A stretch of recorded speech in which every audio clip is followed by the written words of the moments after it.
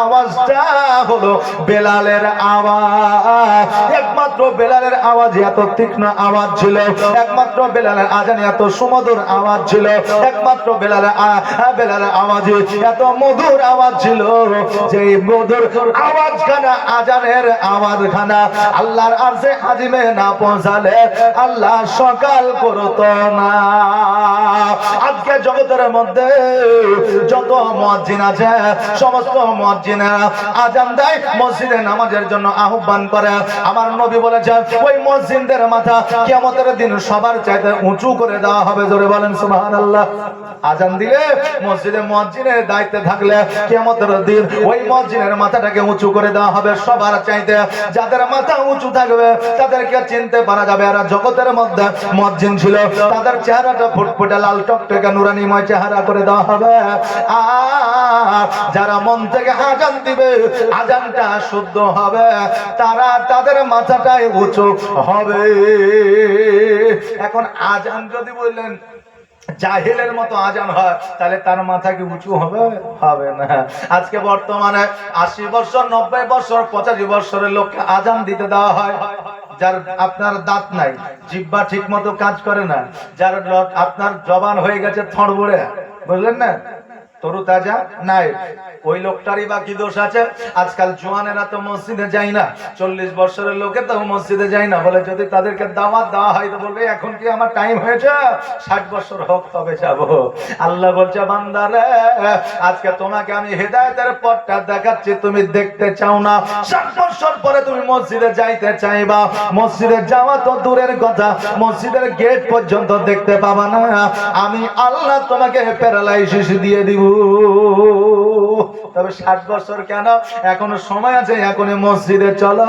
আর তোমার জবান থেকে যখন হাইয়া আলাস সালাহ বের হবে, ওটাই আল্লাহর দরবারে কবুল হয়ে যাবে। কারণ আমার আল্লাহ তাবারক তাআলা বলে আমি যুবকদের ইবাদত বেশি পছন্দ করি, যুবকদের ইবাদত কারেন্টের মতো আল্লাহর দরবারে কবুল হয়ে যায়।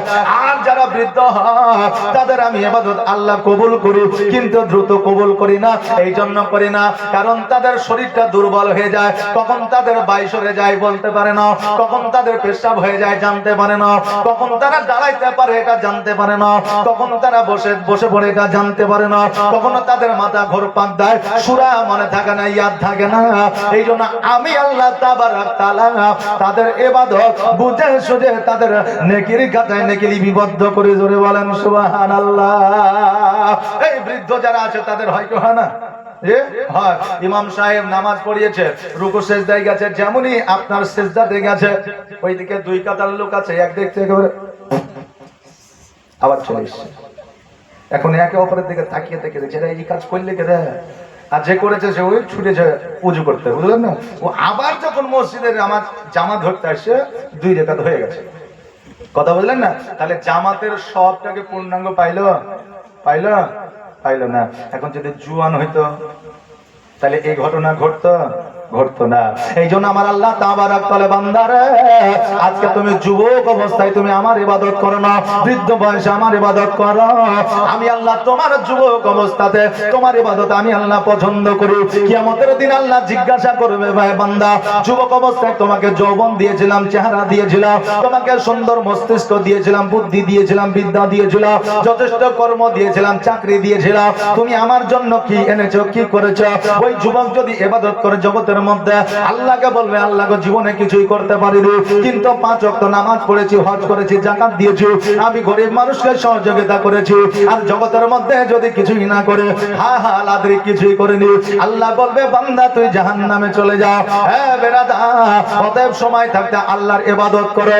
আমি যেটা বলতেছিলাম বেরাদা, মসজিদে আজান দিবা, আজানটা যাতে ভালো হয়, শরিয়াতের সহিত যাতে আজান হয়, আজানের উচ্চারণটা যাতে ভালো হয়, বা আজানের উচ্চারণটা যদি ভালো হয় কিয়ামতের দিন আপনার মাথাটা উঁচু হয়ে যাবে। আর আজানের উচ্চারণ যদি ভালো না হয় ওই আজান আল্লাহর দরবারে কবুল হবে না।